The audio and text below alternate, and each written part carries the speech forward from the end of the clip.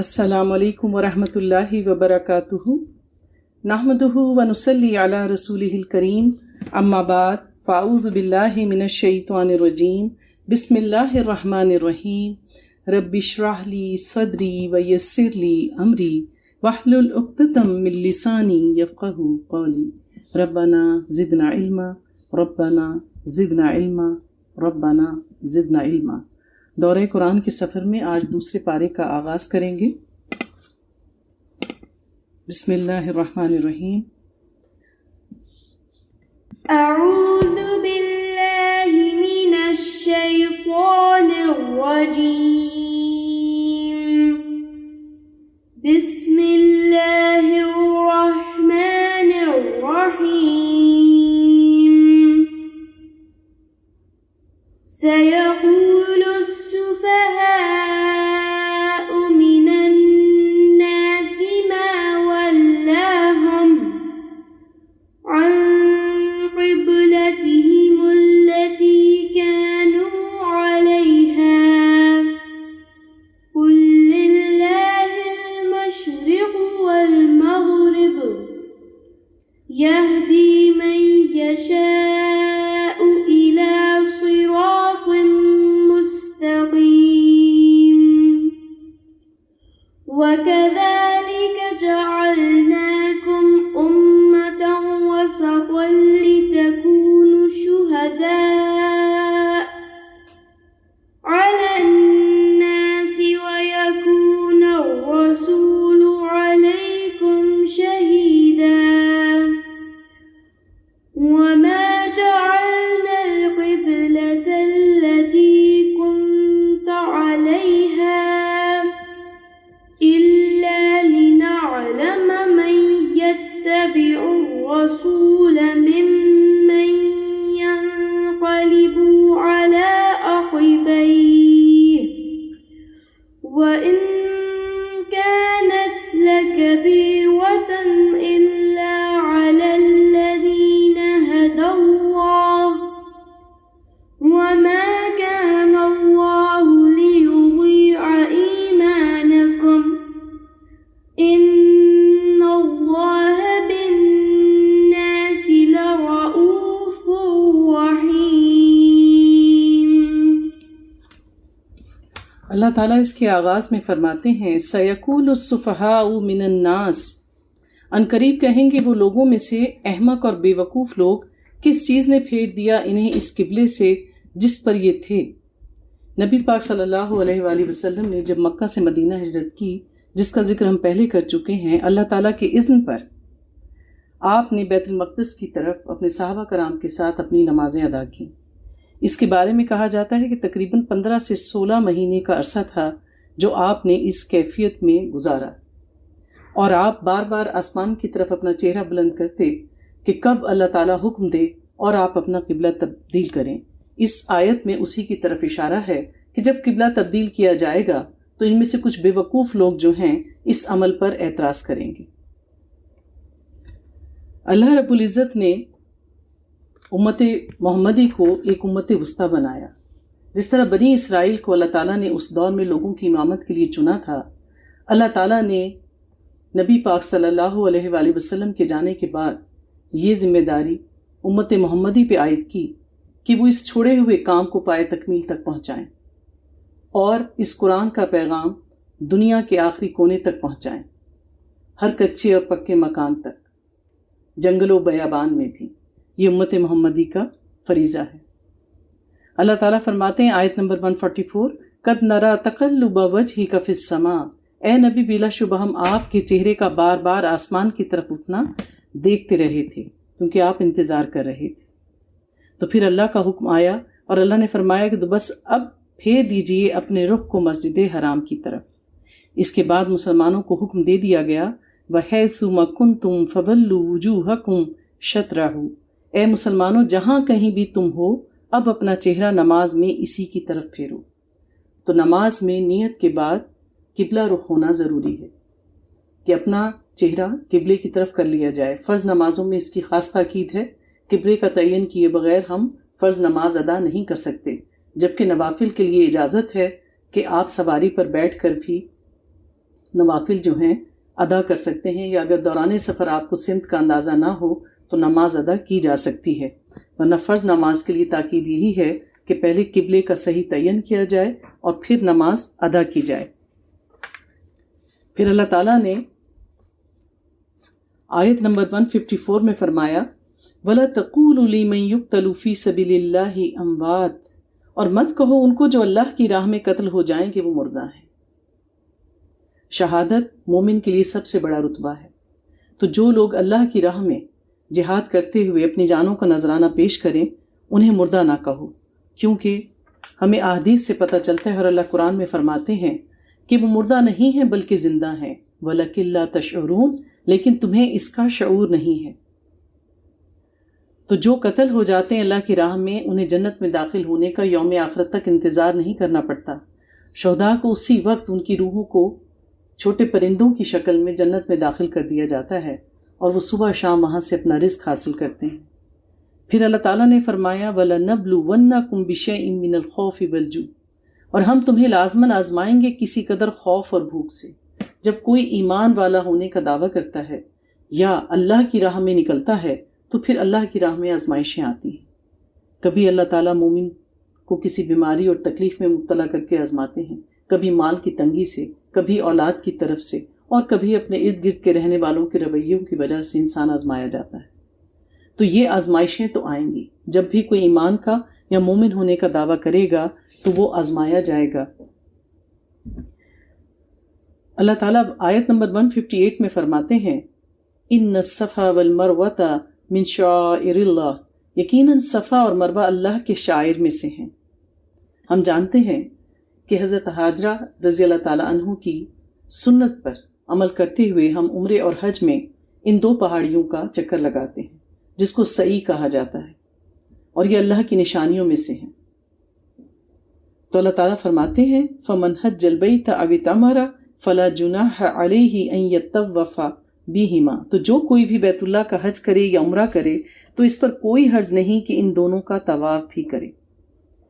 اور یہاں صفا اور مروہ کے ارد گرد 7 چکر لگائے جاتے ہیں اور ایک سعی مکمل ہوتی ہے جو حضرت ہاجرہ علیہ السلام کی سنت کے اتباع میں ہم ادا کرتے ہیں۔ اللہ تعالیٰ کسی کی محنت کو اور کسی کی عبادت کو ضائع نہیں کرتا۔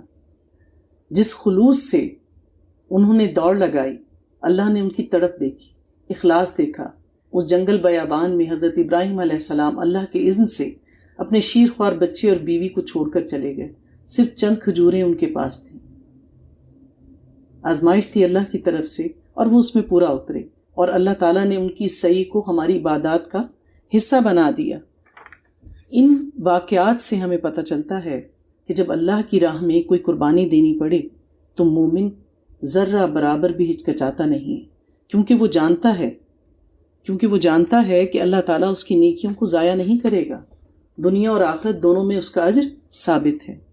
آیت نمبر 168 میں اللہ فرماتے ہیں یا ایھا الناس کلوا مما فی الارض حلالا طیبا، اے لوگو زمین میں جو کچھ حلال اور طیب ہے اسے کھاؤ، اور شیطان کے نقش قدم کی پیروی نہ کرو، یقیناً وہ تمہارا کھلا دشمن ہے۔ ہمارا دین ہمیں رہبانیت نہیں سکھاتا، نہ اللہ تعالیٰ کو پورا سال روزہ رکھنا پسند ہے۔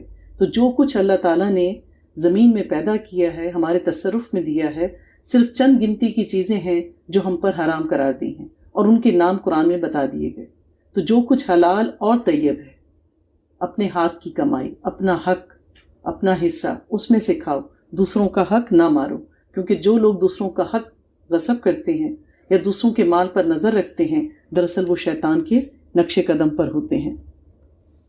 تو اس آیت میں اس بات کی وضاحت کی گئی ہے کہ جو کوئی اللہ کے بتائے ہوئے رستے سے ہٹے گا وہ شیطان کا ساتھی ہے۔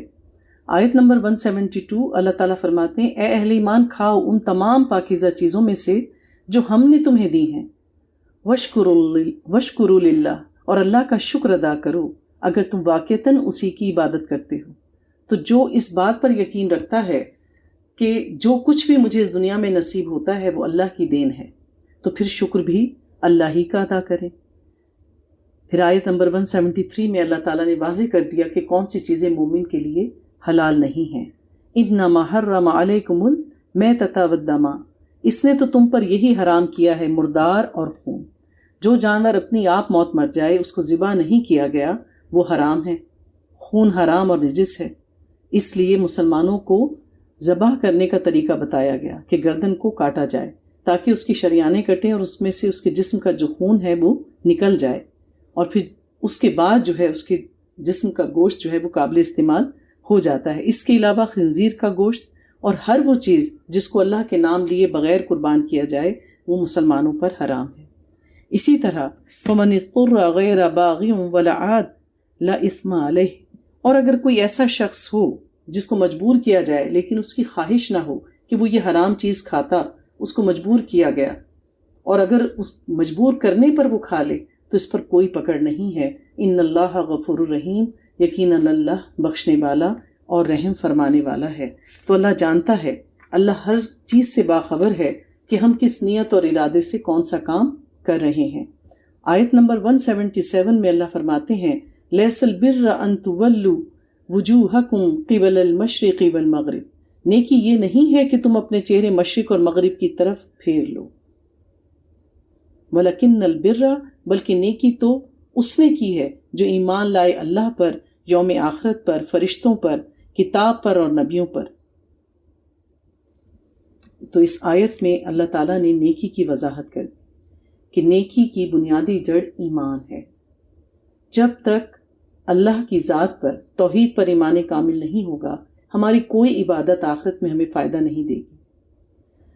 تو جس وقت کوئی بھی نیکی کا کام کریں، خواہ نماز پڑھیں، روزہ رکھیں، حج کریں، خیرات و صدقات کریں، تو اپنی نیت کو ٹٹولیں کہ میں جو کچھ کر رہا ہوں وہ کیوں کر رہا ہوں، کس کے لیے کر رہا ہوں. اپنی نیت کو خالص کریں کہ یہ خاص اللہ کے لیے ہے اور میرا اجر اللہ ہی کے ذمے ہے، نہ کسی کی خوشنودی حاصل کرنے، نہ کسی سے دنیاوی فائدہ اٹھانے کے لیے انسان کوئی بھی اس طرح کا عمل کرے.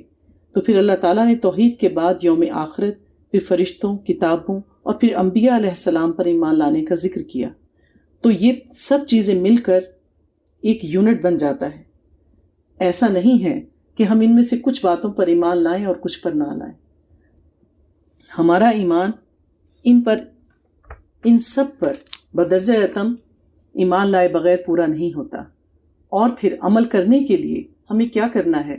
نبی پاک صلی اللہ علیہ وآلہ وسلم کی سنت کا اتباع کرنا ہے.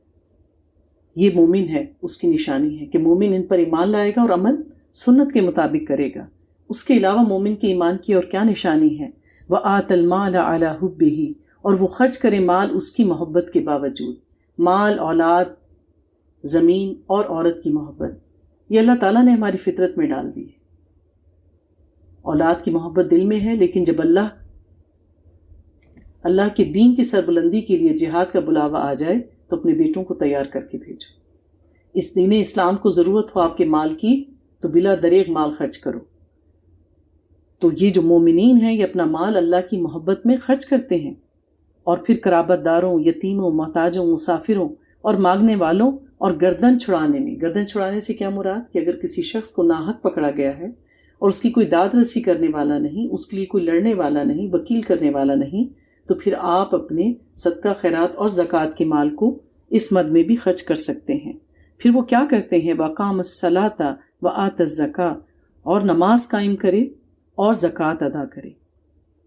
نماز اور زکوٰۃ، اس کے بغیر مومن کا ایمان مکمل ہے. ان دونوں کی بابت پورا کیا پوچھا جائے گا. زکوٰۃ کا مہینہ ہے، نکالنے کا جو کچھ اللہ تعالیٰ نے آپ کو مال کی شکل میں، زیورات کی شکل میں، اسباب کی شکل میں جو کچھ بھی دیا ہے، ان سب کا پورا حساب کر کے اور پھر اس سے بھی کچھ بڑھا کر زکوٰۃ ادا کریں، تاکہ اللہ تعالیٰ ہمارے مال میں، اولاد میں، ہماری ہر چیز میں اللہ تعالیٰ اپنی خیر و برکت نازل کرے. اور کیا کرتے ہیں یہ؟ وَالْمَوْفُونَ بِعَهْدِهِمْ إِذَا عَاهَدُوا، اور جو پورا کرنے والے ہیں اپنے عہد کو جب کوئی عہد کر لے. مومن جب بات کرتا ہے تو سچ بولتا ہے، امانت دی جائے تو خیانت نہیں کرتا، اور جب وہ وعدہ کرتا ہے تو اس کو پورا کرتا ہے. اور پھر ان کی یہ نشانی ہے کہ جب ان پر کوئی فکر، فاقہ، تکالیف ہو یا وہ جنگ کی حالت میں ہوں، اپنے گھروں سے دور ہوں، صعوبتوں میں گھرے ہوں، تو وہ اللہ کی خاطر ان تمام مشکلات پر صبر کرتے ہیں.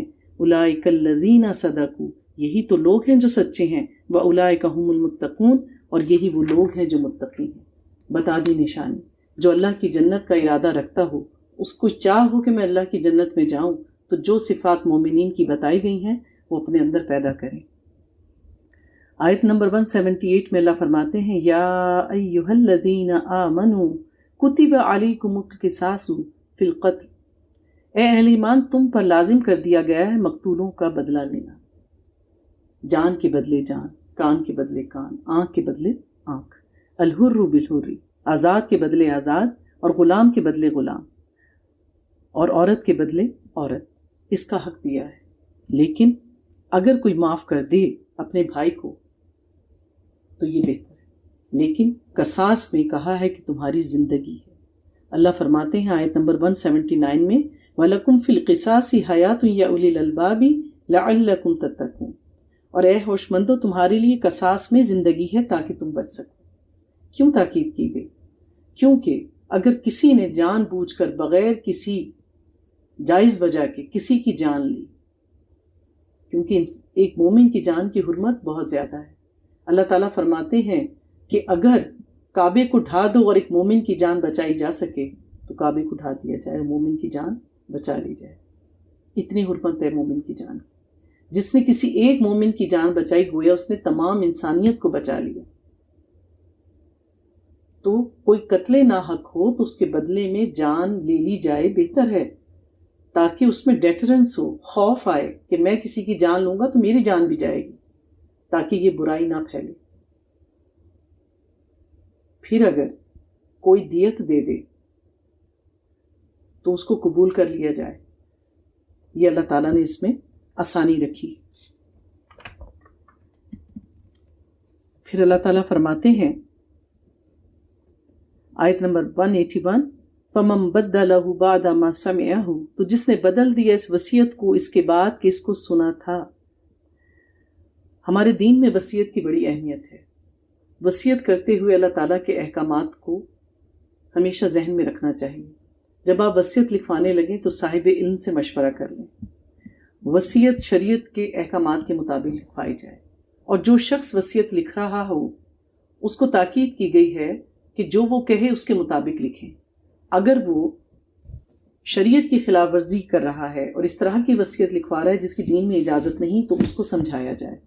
اور اگر کوئی ایسا شخص ہے جس نے وصیت لکھی تھی اور وہ اس دنیا سے چلا گیا تو جو وصیت کا حصہ شریعت کے مطابق ہے اس پر عمل کیا جائے، اور وہ باتیں جو شریعت کے منافی ہیں ان پر عمل نہ کیا جائے۔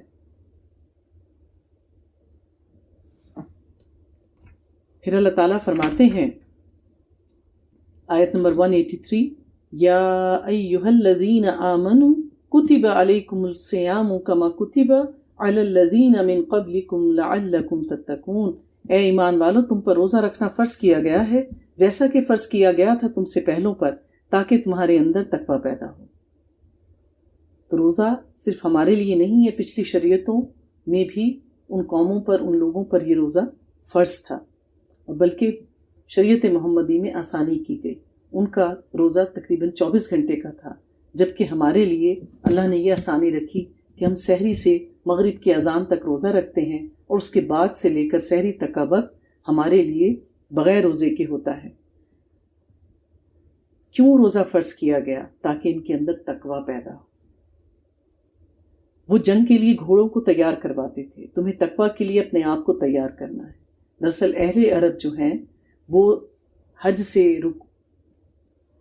اور طواف کرنے سے، زکوٰۃ دینے سے، ان چیزوں سے تو واقف تھے، لیکن صوم کا جو لفظ تھا وہ ہمارے والے روزے کے اعتبار سے ان کی نزدیک اس کا کوئی کانسیپٹ نہیں تھا۔ ان کے نزدیک صوم ایک ایسی تربیت تھی جو وہ اپنے گھوڑوں کو دیا کرتے تھے، تاکہ جب کبھی ان کو کسی ایسے سفر پہ جانا پڑے جہاں وہ ان کو پانی خوراک نہ دے سکیں، اور ان کے جو جانور ہیں خاص طور پر گھوڑوں کو، کیونکہ گھوڑا جو ہے بہت دیر تک پیاس اور بھوک برداشت نہیں کر سکتا، تو اس کو یہ تربیت دی جاتی تھی۔ تو اللہ تعالیٰ نے مسلمانوں پہ روزہ فرض کیا تاکہ تم بھوک کو قابو میں رکھو، اپنی شہوت کو قابو میں رکھو، پیاس کو برداشت کرو، اللہ تعالیٰ کی راہ میں جنگ کرتے ہیں۔ یہ ایک ٹریننگ ہے مومن کی۔ پھر اللہ کہتے ہیں ایام معدودات، گنتی کے چند دن ہیں جو گنتے گنتے ہی گزر جاتے ہیں۔ پھر اللہ تعالیٰ نے مزید وضاحت کر دی کہ جو کوئی تم پہ سے بیمار ہو یا سفر میں ہو تو وہ روزہ نہ رکھے، اور اس کی جو گنتی ہے وہ بعد میں دوسرے دنوں پر پورا کر لے۔ اور اگر کوئی ایسا شخص ہے جو روزہ رکھنے کی طاقت نہ رکھتا ہو تو اس کے ذمے فدیہ ہے 1 مسکین کو کھانا کھلانا۔ اس کی تعداد بتا دی۔ آیت 185 شہر رمضان الذی انزل فیہ القرآن، رمضان کے مہینے کی فضیلت بیان کی جا رہی ہے کہ رمضان کا مہینہ وہ ہے جس میں قرآن نازل کیا گیا۔ قرآن کیا ہے؟ لوگوں کے لیے ہدایت بنا کر ہدایت اور حق و باطل کے درمیان فرق کرنے کے لیے اللہ تعالیٰ نے قرآن کو نازل کیا۔ تو اللہ تعالیٰ کہتے ہیں جو کوئی بھی تم میں سے اس مہینے کو پائے تو اس پر لازم ہے کہ وہ روزے رکھے، سوائے مریض کے یا جو کوئی سفر پر ہو، ان کے لیے بھی بعد میں گنتی پوری کرنا ضروری ہے، لیکن اللہ نے سفر میں اور بیماری میں اس کی رخصت دی ہے۔ رسول اللہ صلی اللہ علیہ وآلہ وسلم نے ایک سفر میں ان لوگوں پر کافی سرزنش کی جنہوں نے روزہ رکھا ہوا تھا۔ آپ صحابہ کرام کے ہمراہ جہاد کے لیے نکلے کہ کچھ لوگوں نے اس سفر میں بھی روزہ رکھ لیا باوجود سمجھانے کے۔ نتیجہ یہ ہوا کہ سفر کے بعد جہاں جا کر انہوں نے پڑاؤ ڈالنا تھا اور خیمے لگانے کا وقت آیا تو ان میں سے بہت سے لوگ نڈھال ہو کر گر گئے، اور جن لوگوں کا روزہ نہیں تھا انہوں نے خیمے لگائے۔ اس پر رسول اللہ صلی اللہ علیہ وآلہ وسلم نے فرمایا لیس من البر الصوم فی السفر، سفر میں روزہ رکھنا کوئی نیکی کا کام نہیں ہے۔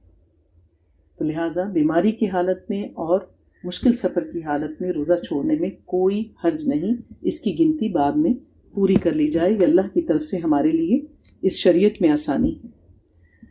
آیت نمبر 187 احل لکم لیلۃ الصیام الرفث الی نسائکم، اللہ نے حلال کر دیا تمہارے لیے روزے کی راتوں میں اپنی بیویوں کے پاس جانا، ان سے مباشرت کرنا۔ یہودیوں کے ہاں روزہ شام کو ہی شروع ہو جاتا تھا اور وہ رات بھی روزے میں شامل ہوتی تھی، لہٰذا وہ ازدواجی تعلق قائم نہیں کر سکتے تھے۔ تو اللہ تعالیٰ نے ہمارے روزے میں سے رات کو خارج کر دیا۔ روزہ بس دن کا ہے اور رات کے وقت یہ تمام پابندیاں مومنین پہ سے ہٹا دی گئیں، تو لہٰذا تمہارے لیے روزے کی راتوں میں اپنی بیویوں کے پاس جانا، ان سے تعلق استوار کرنا حلال کر دیا گیا۔ اور پھر فرمایا ہن لباس لکم وانتم لباس لہم، وہ پوشاک ہیں تمہارے لیے اور تم پوشاک ہو ان کے لیے۔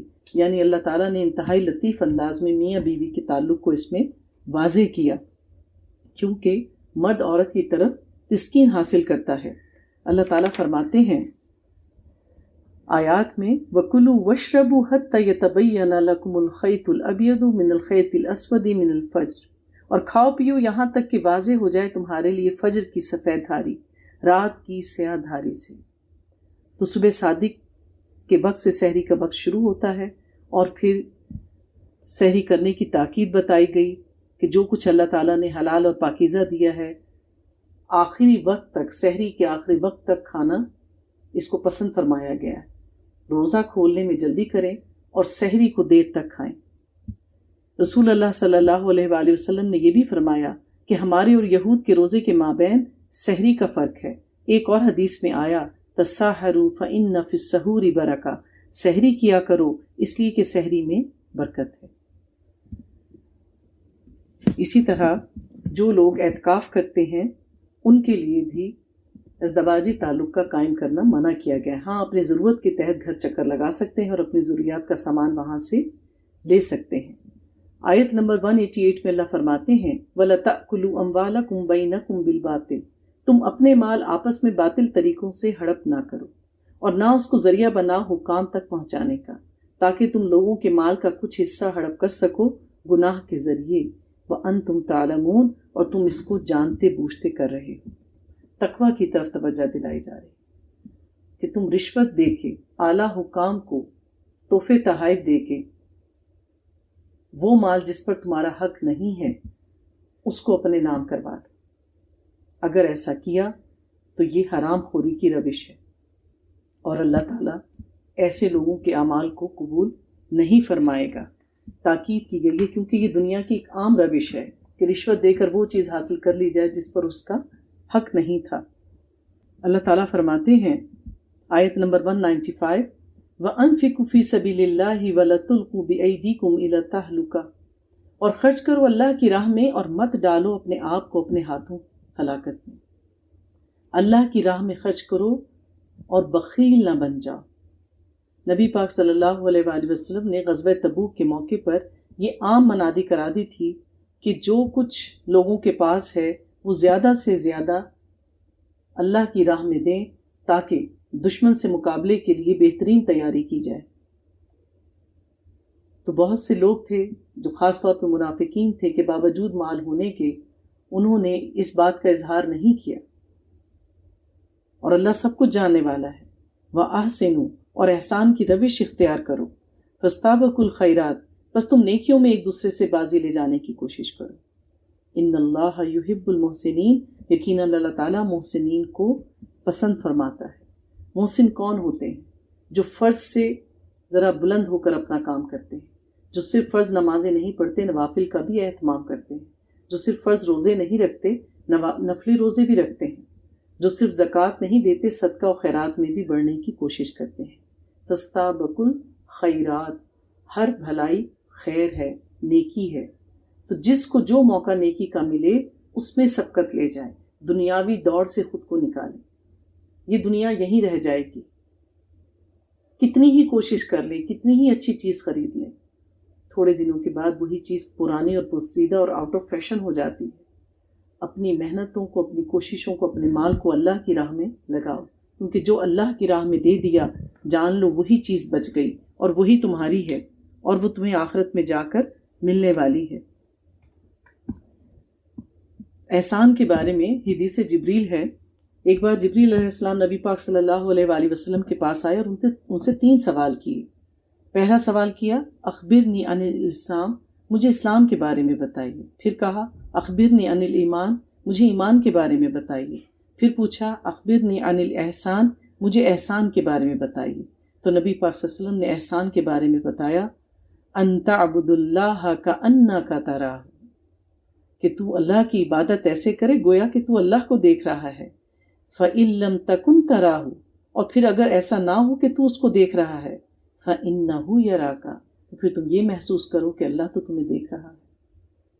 یہ احسان ہے، ایسے نماز پڑھی جائے، اور کبھی اس طرح کی فیلنگ کے ساتھ نماز پڑھیں تو آپ کو اندازہ ہوگا کہ ہم کیسی نماز پڑھتے ہیں۔ پھر اللہ تعالیٰ نے آیت نمبر 196 میں فرمایا، وَأَتِمُّوا الْحَجَّ وَالْعُمْرَةَ لِلَّهِ، اور حج اور عمرہ مکمل کرو اللہ کے لیے۔ جیسا اللہ نے کہا ہے اس میں جو مناسک حج ہیں وہ سنت کے مطابق ادا کرو، اور اللہ کے لیے ہی حج اور عمرہ کرو، لوگوں کی دوڑ میں نہ لگو، اور دنیا میں حاجی کہلوانے کے لیے حج ہرگز نہ کریں۔ پھر اللہ کہتے ہیں فَإِنْ أُسِرْتُمْ، اگر تمہیں گھیر لیا جائے، کوئی ایسی وجہ ہو جائے کہ آپ حج یا عمرہ ادا نہیں کر سکے اور رستے سے لوٹ کے آنا پڑے، جیسا کہ مسلمانوں کو صلح حدیبیہ کے وقت آنا پڑا تھا، تو پھر کیا ہے کہ آپ احرام سے ایسے ہی تو باہر نہیں نکل سکتے، پھر وہ قربانی کا جانور جو ہے اس جگہ بھیجا جائے، اس کے مقام پر، اور پھر انتظار کیا جائے یا اندازے سے کہ اس وقت تک ہماری وہاں قربانی ہو چکی ہوگی، اس کے بعد احرام کو کھول دیا جائے، جیسا کہ حج میں اور عمرے میں ہم لوگ کرتے ہیں۔ عمرے میں قربانی نہیں دی جاتی، حج میں قربانی دی جاتی ہے، کیونکہ جب تک قربانی نہیں ہو جاتی حاجی اپنے سروں کو نہیں منڈواتے، قربانی کے بعد ہی سر کے بال جو ہیں وہ منڈوائے جاتے ہیں۔ اور اگر کسی کے سر میں زخم ہو یا کوئی ایسا مرض ہو کہ بال کٹوانے کی صورت میں مرض بڑھ جائے گا، تو پھر اس کے لیے اللہ تعالیٰ نے فدیہ رکھا ہے کہ وہ روزہ رکھے گا یا صدقہ دے گا۔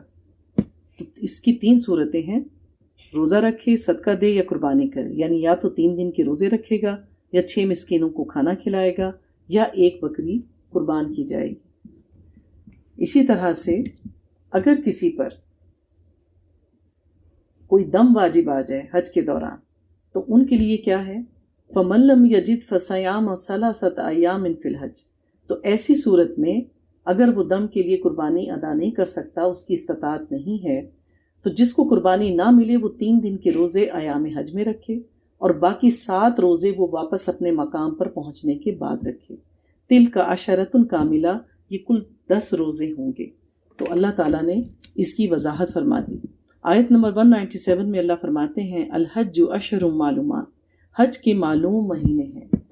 اب تو چونکہ فلائٹس کا سسٹم ہے، لوگ 5 سے 7 دن پہلے بھی جا کر اپنا حج ادا کر لیتے ہیں۔ پہلے لوگ دور دراز سے آیا کرتے تھے اور سواری کا بھی بہترین انتظام نہیں ہوتا تھا، تو شوال، ذکر اور ذیلحج ان کو حج کے مہینے قرار دیا جاتا تھا۔ تو اللہ تعالیٰ فرماتے ہیں فمن فرض فہن الحج، تو جس نے اپنے اوپر لازم کر لیا ان مہینوں میں حج کو، تو جس نے ارادہ کیا کہ وہ اللہ کے گھر حج کی نیت سے جا رہا ہے، فلا رفث فلا فسوق ولا جدال فی الحج، تو نہ وہ حج کے دوران کوئی شہوت رانی کی بات کرے گا، نہ کسی سے لڑے گا جھگڑے گا، اور نہ کوئی فسق اور فجور والا معاملہ کرے گا۔ احرام کی حالت میں ان تمام معاملات سے منع کیا گیا ہے۔ وَمَا تَفْعَلُوا مِنْ خَيْرٍ يَعْلَمْهُ اللَّهُ، اور نیکی کے جو کام بھی تم کرو گے اللہ اس کو جانتا ہے۔ اللہ کا گھر امن والا ہے، جو کوئی وہاں جاتا ہے امن میں آ جاتا ہے۔ اللہ تعالیٰ فرماتے ہیں آیت نمبر 199 میں ثُمَّ أَفِيدُوا مِنْ حَيْثُ أَفَاضَ النَّاسُ، پھر تم بھی وہیں سے پلٹو جہاں سے سب لوگ پلٹتے ہیں۔ دراصل زمانے جاہلیت میں قریش جو مکہ میں رہنے والے قریش تھے، اہل عرب تھے، وہ عرفات تک نہیں جاتے تھے۔ وہ کہتے تھے چونکہ ہم خاص لوگ ہیں تو ہم اب مینا تک ہی چلے گئے، ہمارا حج ہو گیا، عرفات میں جانا سارا دن گزارنا ہمارے لیے ضروری نہیں ہے۔ تو ان کو حکم دیا گیا کہ واقعی اگر تم حج کر رہے ہو تو تمہارے لیے عرفات میں پہنچنا ضروری ہے، کیونکہ وقوف عرفات حج کا اہم رکن ہے۔ رسول اللہ صلی اللہ علیہ وآلہ وسلم نے فرمایا الحج عرفہ، یعنی اصل حج تو عرفہ ہی ہے۔ اگر کسی سے حج کے باقی تمام مناسک رہ جائیں، صرف قیام عرفہ میں وہ شامل ہو جائے تو اس کا حج ہو گیا، اور جو چیزیں باقی رہ گئیں اس کا کفارہ ادا کیا جا سکتا ہے۔ لیکن جو شخص عرفات میں نہیں پہنچ سکا اس کا کفارہ نہیں، اس کا حج ہی شمار نہیں ہوگا۔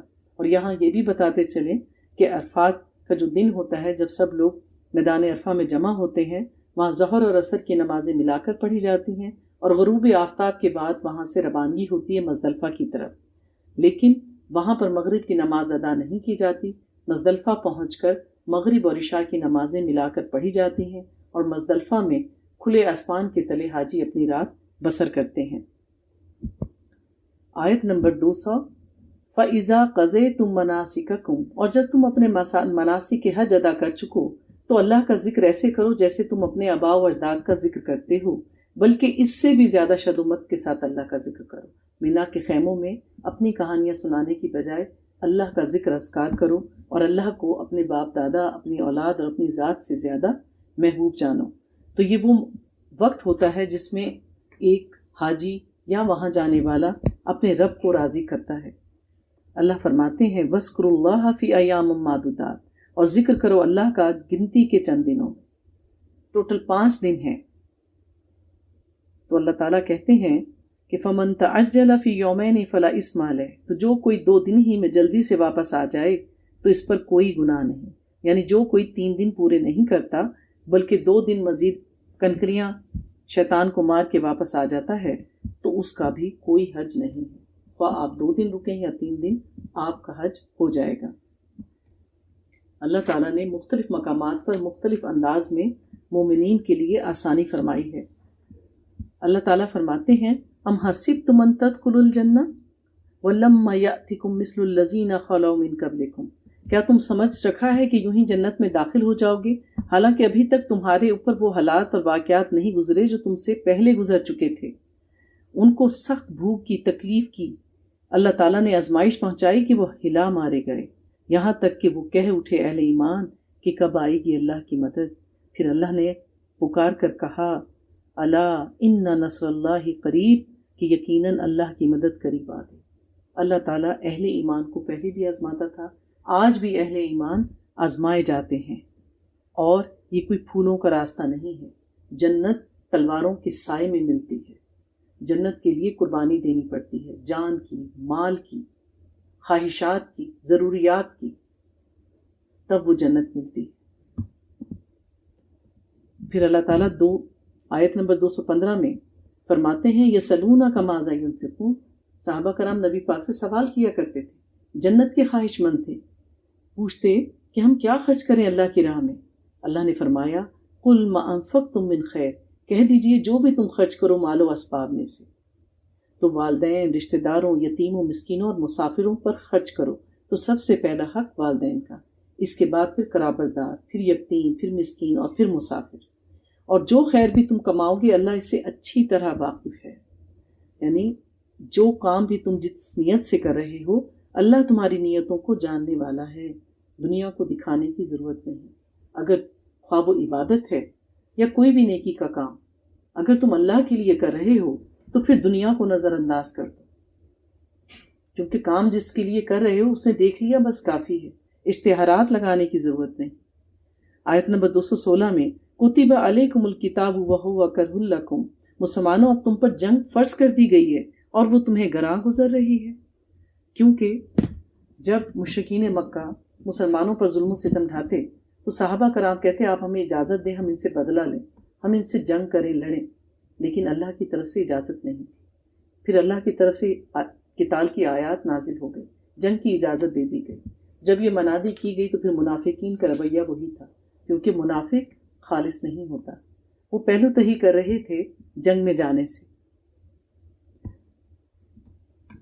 جس کے بارے میں اللہ نے پہلے ہی کہہ دیا تھا وَعَسَىٰ أَن تَكْرَهُوا شَيْئًا وَهُوَ خَيْرٌ لَكُمْ. ہو سکتا ہے کہ تم کسی شے کو ناپسند کرو اور وہ تمہارے لیے بہتر ہو. تو دنیا میں بہت سے معاملات ہوتے ہیں، بہت سی خواہشات اور چیزیں ہوتی ہیں جن کو ہم سمجھتے ہیں کہ کاش یہ ہمیں مل جاتی، کاش ایسا ہو جاتا. تو جان لو کہ اللہ کے سارے فیصلے ہمارے حق میں بہترین ہیں، خواہ اللہ نے کسی کو اولاد ہی کیوں نہ دی ہو. اگر اللہ نے کسی کو اولاد نہیں دی تو یقین کیا کریں کہ اس میں ہی بہتری ہوگی. مانگیں ضرور اللہ سے، اسباب اختیار کریں، لیکن اس بات پر یقین رکھیں کہ اللہ نے جو فیصلے بھی ہمارے حق میں کیے ہیں وہ بہترین فیصلے کیے ہیں. تو اللہ رب العزت رب ہے، وہ ہمارا خالق ہے، مالک ہے. وہ ہمارے لیے ہر وہ چیز جو ہمارے لیے بہترین ہے اس کا پہنچنا ہم تک آسان کر دیتا ہے، لیکن ہم اس کی حکمت کو سمجھ نہیں پاتے. آیت نمبر 219 میں یسألونک عن الخمر والمیسر، اے نبی یہ آپ سے شراب اور جوئے کے بارے میں دریافت کرتے ہیں. اے نبی ان سے کہہ دیجئے کہ ان دونوں کے اندر بہت بڑے گناہ کے پہلو ہیں. یہ پہلی آیت تھی جو شراب کے بارے میں نازل ہوئی، اس کے بعد سورۃ النساء میں اور پھر سورۃ المائدہ میں آیات نازل ہوئیں اور شراب کو حرام قرار دے دیا گیا.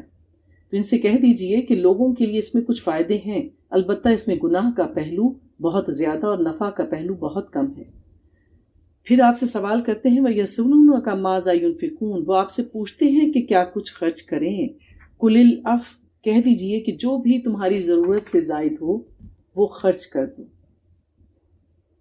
كَذَلِكَ يُبَيِّنُ اللَّهُ لَكُمُ الْآيَاتِ لَعَلَّكُمْ تَتَفَكَّرُونَ. اسی طرح اللہ تعالیٰ اپنی آیات تمہارے لیے واضح کر رہا ہے تاکہ تم غور و فکر کرو. اپنی اپنی الماریاں کھولیں، کچن میں جائیں، برتنوں کی جگہ دیکھیں، اپنے ضروریات کا باقی سامان چیک کیجئے کہ ان میں سے کون سی ایسی چیزیں ہیں جس کو آپ نے سال بھر سے استعمال نہیں کیا، کیونکہ ضرورت سال کے اندر اندر آپ کو پڑ جاتی ہے. دن الٹتے پلٹتے رہتے ہیں، تو ہمیں کوشش کرنی چاہیے کہ ہم گاہے بگاہے ان چیزوں کو ہلکا کرتے رہیں، صفائی کرتے رہیں، کیونکہ ہو سکتا ہے ہم سے زیادہ کوئی اس کا دوسرا بندہ ضرورت مند ہو. اللہ فرماتے ہیں آیت نمبر 222 میں وَيَسْأَلُونَكَ عَنِ الْمَحِيضِ، وہ عورتوں کی ماہواری کے بارے میں آپ سے سوال کرتے ہیں. کہہ دیجئے کہ یہ بھی ایک ناپاکی اور تکلیف کا مسئلہ ہے، تو حیض کی حالت میں عورتوں سے علیحدہ رہو. عورت اس دوران تکلیف سے گزر رہی ہوتی ہے تو اس کے ساتھ ازدواجی تعلق قائم کرنے سے منع کیا گیا ہے، اور ان سے مقاربت نہ کرو یہاں تک کہ وہ پاک ہو جائیں، اور جب وہ خوب پاک ہو جائیں تو اب ان کی طرف جاؤ جہاں سے اللہ تعالیٰ نے تمہیں جانے کا حکم دیا ہے. تو یہاں پہ حیض کی حالت کی وضاحت کر دی گئی کہ اس میں ازدواجی تعلق قائم کرنا منع ہے. اب آپ خود دیکھ لیجئے کہ اللہ کتنا غفور الرحیم ہے، اللہ نے کس قدر انسان کا اور انسانیت کا خیال رکھا ہے. آیت نمبر 226 میں لِلَّذِينَ يُؤْلُونَ مِن نِّسَائِهِمْ تَرَبُّصُ 4 أَشْهُرٍ، جو لوگ اپنی بیویوں سے تعلق نہ قائم رکھنے کی قسم کھا بیٹھتے ہیں ان کے لیے 4 ماہ کی مہلت ہے. اگر کوئی مرد کسی وقت ناراض ہو یا غصے میں آ کر یہ قسم کھا لے کہ اب میں اپنی بیوی کے قریب بھی نہیں جاؤں گا، اس سے کوئی تعلق ہی نہیں رکھوں گا، تو اس کو ایلا کہا جاتا ہے. نبی پاک صلی اللہ علیہ وآلہ وسلم بھی اپنے ازواج مطہرات سے ایلا فرمایا تھا، ناراض ہوئے تھے جب انہوں نے مال غنیمت میں سے مال مانگا تھا. تو اس آیت میں اعلیٰ کی جو مہلت کی مدت ہے وہ 4 مہینے بتا دی گئی ہے زیادہ سے زیادہ، کہ اس کے اندر جو ہے وہ رجوع کر لیا جائے۔ فَإِن فَاءُوا فَإِنَّ اللَّهَ غَفُورٌ رَحِيمٌ، پس اگر وہ رجوع کر لیں تو اللہ بخشنے والا ہے۔ اگر ان 4 ماہ کے دوران وہ اپنی قسم کو ختم کر دیں اور رجوع کر لیں تو پھر اللہ ان کو بخشنے والا ہے۔ 4 مہینے کی مدت ہے، اس کے بعد طلاق واقع ہو جاتی ہے۔ اور اگر وہ طلاق کا ارادہ کر چکے ہیں تو اللہ سننے والا اور جاننے والا ہے۔ یعنی اگر 4 ماہ کا عرصہ گزر جائے اور شوہر نے کوئی بھی فیصلہ کرنا ہو کہ آیا وہ اس کو بحیثیت بیوی رکھنا چاہتا ہے یا نہیں، اگر رکھنا چاہتا ہے تو ان 4 مہینوں کے دوران رجوع کر لے یا پھر اس کو طلاق دے دے، اس کو لٹکا کے رکھنے کی اجازت نہیں دی گئی ہے۔ واللہ لا یستحی من الحق، اور اللہ شرماتا نہیں ہے حق بات بتانے سے۔ اسی طرح سے پھر طلاق کے معاملات اللہ تعالیٰ نے واضح کیے۔ آیت نمبر 228، وَمُطَلَّقَاتُ يَتَرَبَّصْنَ بِأَنفُسِهِنَّ ثَلَاثَةَ قُرُوءٍ، اور جن عورتوں کو طلاق دے دی جائے ان پر لازم ہے کہ وہ اپنے آپ کو 3 حیض تک روکے رکھیں۔ مطلقہ کے لیے 3 حیض تک ٹھہرے رہنا ضروری ہے۔ طلاق کے بعد عورت کے لیے 3 ماہ کی عدت ہے۔ اس عدت میں شوہر چاہے تو رجوع کر سکتا ہے اگر اس نے 1 یا 2 طلاقیں دی ہوں، البتہ اگر جب تیسری طلاق ہو جاتی ہے تو اس کو طلاق بائنہ کہا جاتا ہے۔ پہلی 2 طلاقوں کو طلاق رجعی کہا جاتا ہے، جس میں شوہر جو ہے وہ بیوی کی طرف رجوع کر سکتا ہے۔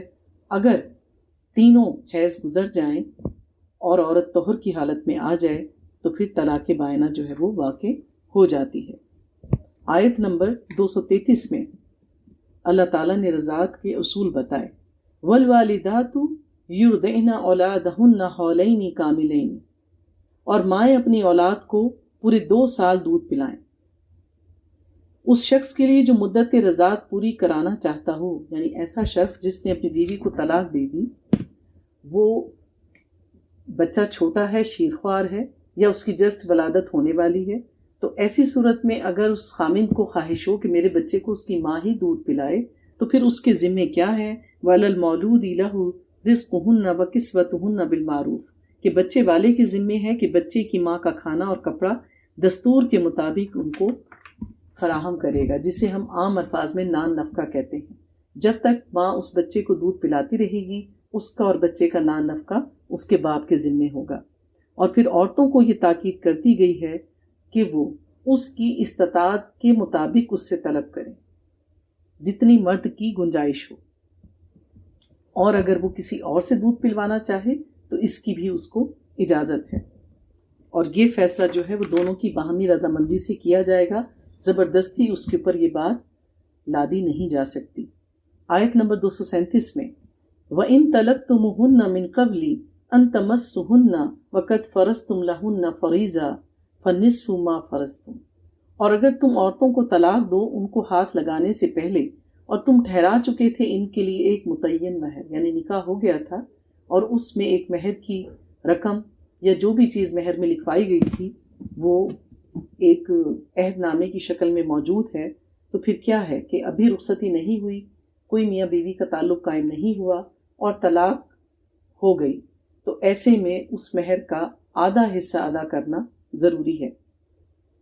الا ان یعفون، سوائے اس کے کہ اگر وہ خود خاتون معاف کر دیں، اور اگر کوئی درگزر سے کام لے لے، یعنی مرد کی طرف افضل بات یہ ہے کہ وہ اس کو بڑھا کر دے، اور عورت کی طرف سے تقویٰ کا معیار یہ ہے کہ وہ چونکہ رخصت ہی نہیں ہوئی، اس نے اس سے کوئی فائدہ نہیں اٹھایا، وہ چاہے تو اس کو معاف بھی کر سکتی ہے اور لینے سے انکار کر سکتی ہے، یہ اس کی مرضی پر منحصر ہے۔ آیت نمبر 245 میں اللہ فرماتے ہیں من ذا الذی یقرض اللہ قرضا حسنا فیضاعفہ لہ اضعافا کثیرا، کون ہے جو اللہ کو قرض حسنا دے تو اللہ اس کو اس کے لیے کئی گنا بڑھاتا رہے۔ انفاق فی سبیل اللہ کی تلقین کی جا رہی ہے، جو لوگ خالص اللہ کے دین کے لیے خرچ کرتے ہیں گویا کہ وہ اللہ کو قرض دے رہے ہیں۔ کیا اللہ کو ضرورت ہے ہمارے قرض کی؟ جو اللہ یہ فرماتا ہے کہ تمام جن و انس مل کر مجھ سے یہ دعا کریں اور مانگیں کہ اللہ اس زمین میں جو کچھ بھی موجود ہے وہ تو ایک مجھے دے دے اکیلے کو، ہر ایک ہم میں سے یہ دعا کرے، تو اللہ تعالیٰ کہتے ہیں میں ہر ایک کی دعا قبول کروں اور یہ سب کچھ ہر ایک کو دے دوں فردن فردن، تب بھی میری قدرت کے خزانوں میں اتنی سی بھی کمی نہیں واقع ہوتی جتنی سوئی کا ناکہ اگر سمندر میں ڈال کر نکالا جائے اور جتنا پانی اس کے ناکے پہ لگے گا اتنا بھی اللہ تعالیٰ کا خزانہ کم نہیں ہوتا۔ تو کیا اللہ کو ہمارا قرض چاہیے؟ نہیں، سب کچھ اللہ نے ہی تو دیا ہے ہمیں۔ لیکن جو لوگ خالص اللہ کی رضا کی خاطر اپنا مال خرچ کرتے ہیں گویا انہوں نے اللہ کو قرض دیا،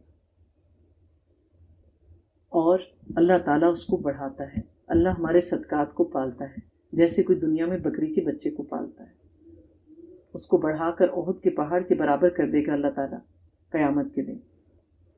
اللہ تعالیٰ تنگ دستی بھی دیتا ہے اور کشادگی بھی۔ وَإِلَيْهِ تُرْجَعُونَ، اور اسی کی طرف تم لوٹائے جاؤ گے۔ یہ آرات کا لٹنا پلٹنا دراصل ہمارے ایمان کی آزمائش ہی ہے۔ تو جو لوگ ہر حال میں اللہ کی راہ میں خرچ کرتے ہیں اللہ ان سے راضی ہو جاتا ہے۔